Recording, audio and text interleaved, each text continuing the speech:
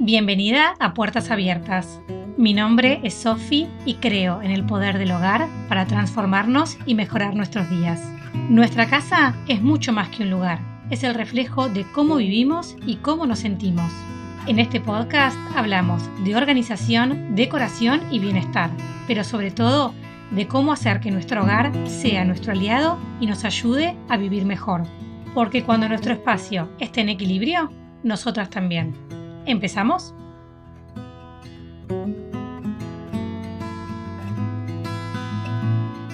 Hola, hola, ¿cómo estás? Bienvenida a este nuevo episodio de Puertas Abiertas, que es el número 9.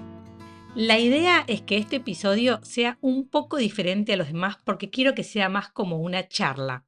En general, lo que yo hago con el podcast es ir pensando con mucho tiempo lo que voy a decir, lo voy escribiendo, voy chequeando la bibliografía, porque a veces me acuerdo de algo, pero no me acuerdo ni quién lo dijo ni dónde lo dijo. Lo escribo, lo pienso, trato de estar sola en mi casa para grabarlo, como que hago toda una gran ceremonia y la idea es que este sea un poco más fluido.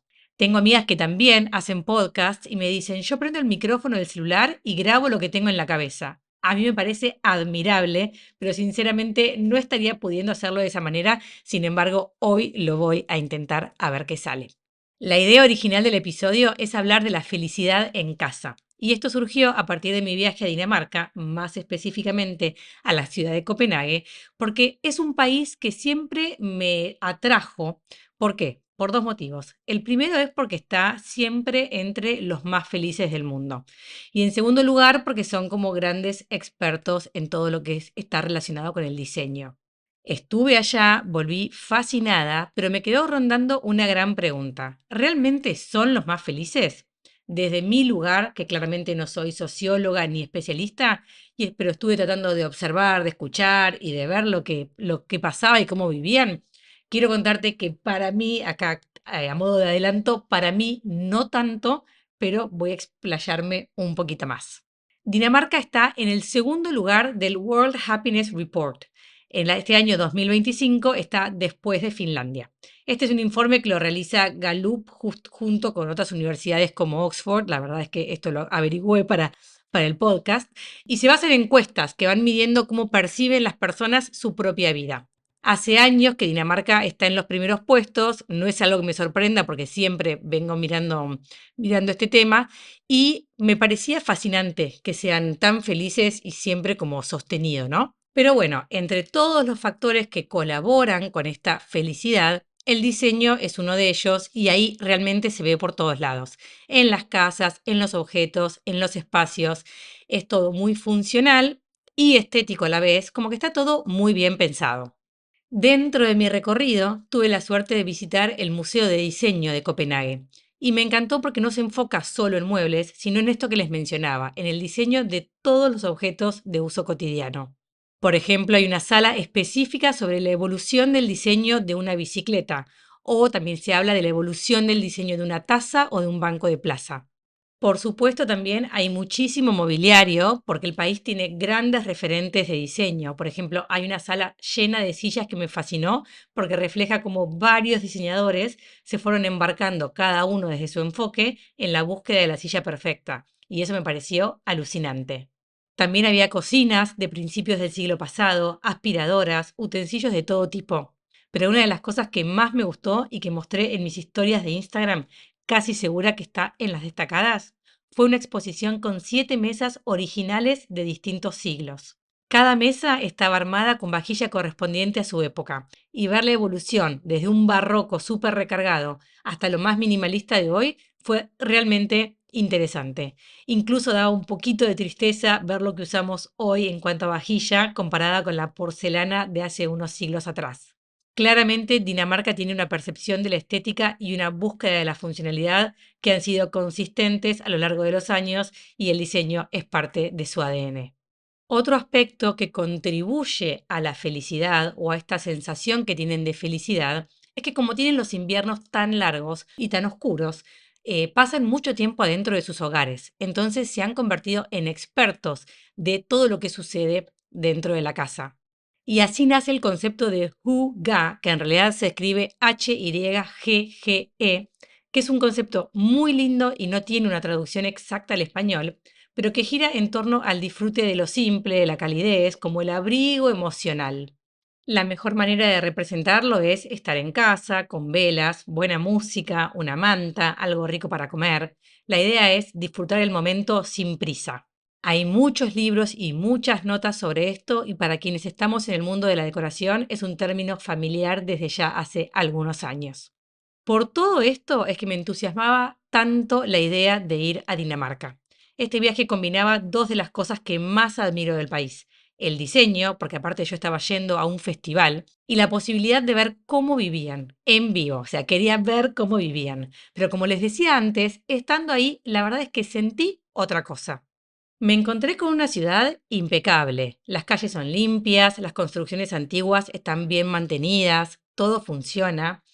De hecho, este año, que también tuve la suerte de estar en San Francisco, me había llamado la atención como lo venida abajo que estaba todo, como que las construcciones más viejas estaban bastante deterioradas y con poco mantenimiento.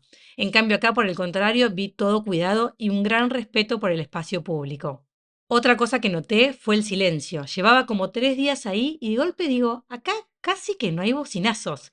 Y me puse a prestar atención y realmente hay muy pocos bocinazos. La gente no va apurada por la calle, como que realmente tienen otro ritmo que el que se ve no solo en Argentina, sino diría que en varios lugares del mundo. Incluso una argentina, que era la guía de un tour caminando, que a mí siempre me encanta hacerlos en las ciudades que visito porque te informan y te cuentan un montón de cosas que si no, realmente no hay manera de saber, nos contó que una vez cruzó mal la calle y a las corridas y que un policía la persiguió para ponerle una multa, pero además lo primero que le preguntó fue a dónde iba tan apurada, como que era algo bastante raro. A ver, les cuento esto y después vi gente cruzando mal la calle por todos lados. Yo también en algún momento la crucé mal. No me persiguió ningún policía y no me pusieron ninguna multa. No es que 100% perfecta, pero sí realmente funciona muy bien y tiene un ritmo más pacífico. Todo eso me maravilló, pero al mismo tiempo sentí que faltaba algo. Quizás por ser latina, sentí que había como poca chispa. No digo que haya que vivir a las corridas o peleándose en el tránsito, pero vi como una energía muy pareja, hasta como diría medio contenida. Por ejemplo, se veían familias en bicicleta hermosas que parecían de postal, madre, padre y los dos chiquititos en bici, pero es como que no había, no sé, carcajada, adrenalina. Por ejemplo, en el subte, cada vez que alguien se reía fuerte, eran turistas. No vi un danés que hiciera como un ruido desmedido, no vi esa alegría espontánea, y eso me hizo pensar.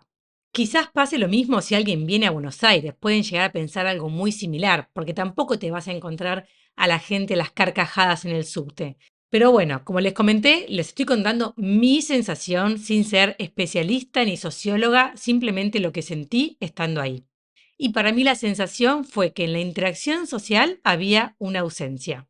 Y cuando hablé con algunos argentinos que viven allá, me dijeron también que los daneses suelen ser muy reservados, que no cuentan sus problemas porque no quieren molestar al otro, que son bastante solitarios.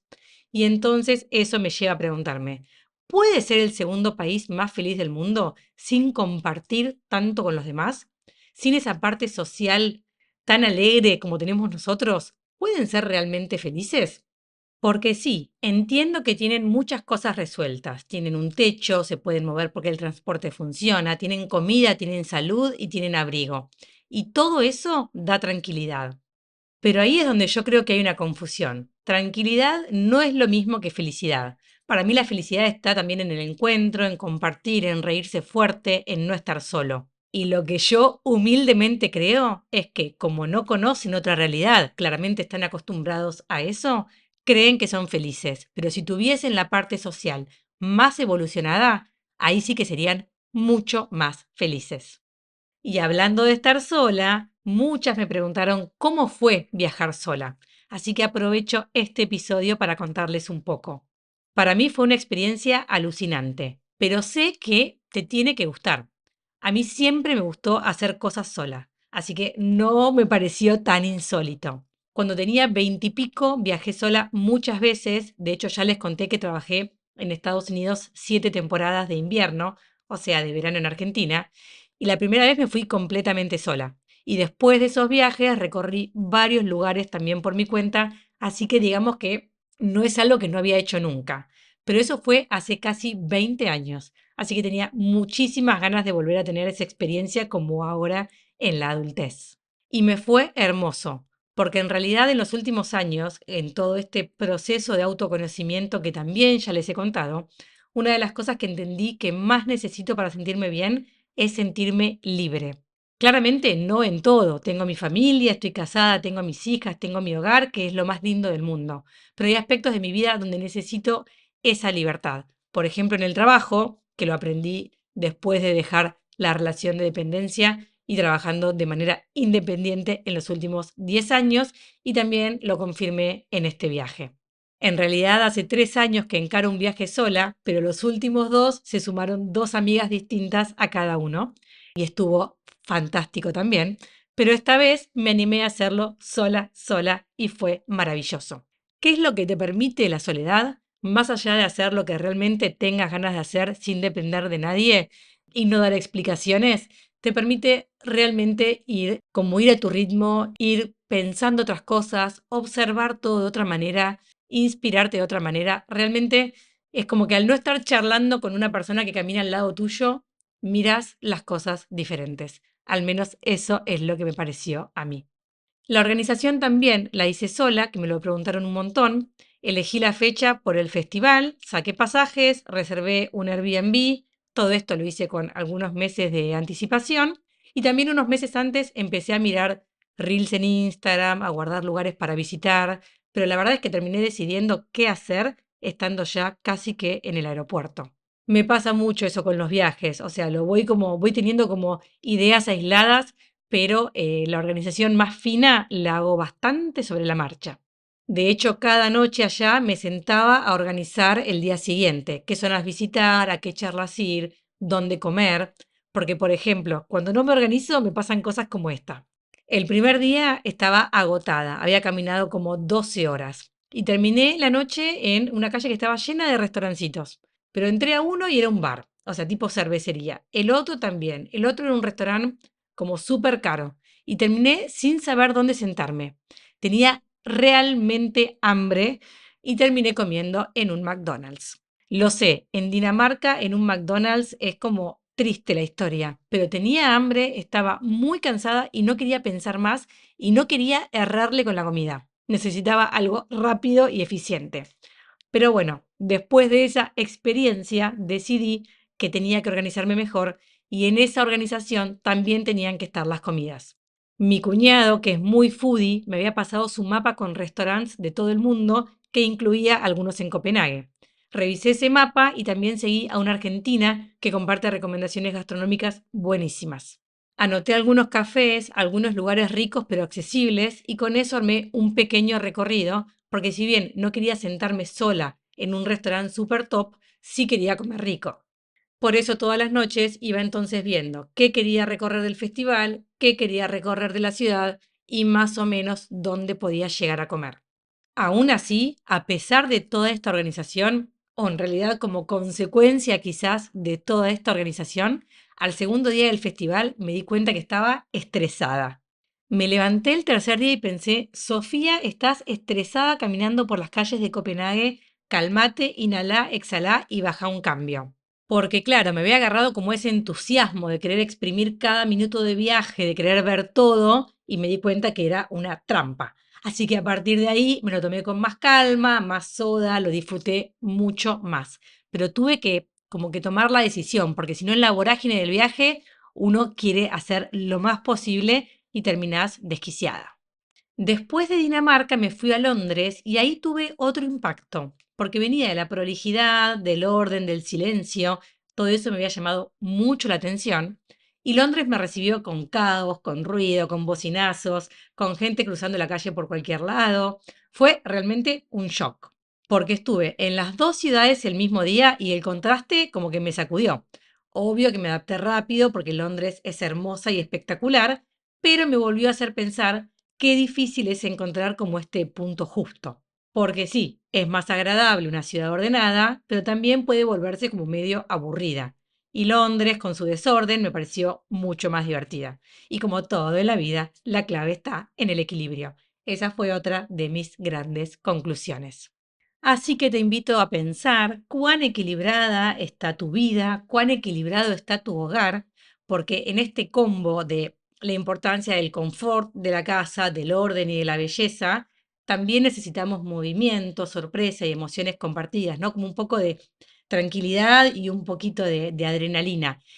Para mí ahí, en esa mezcla, es donde está la magia y donde realmente estaría la felicidad si yo estuviera detrás de un reporte para medir quiénes son los más felices del mundo. Muchas, pero muchas gracias por acompañarme en este nuevo episodio que sentí que fue más íntimo, más charlado, o al menos para mí fue más libre. De hecho, se me fue la voz varias veces y en vez de volver a grabarlo, dejé que fluya. Así que ojalá de algo de lo que te conté te haya resonado, te haya hecho pensar o simplemente te haya hecho compañía hoy. Y si alguna vez dudaste de hacer algo sola, espero que este episodio te dé ese pequeño empujón para animarte. Nos vemos en el próximo. Beso grande.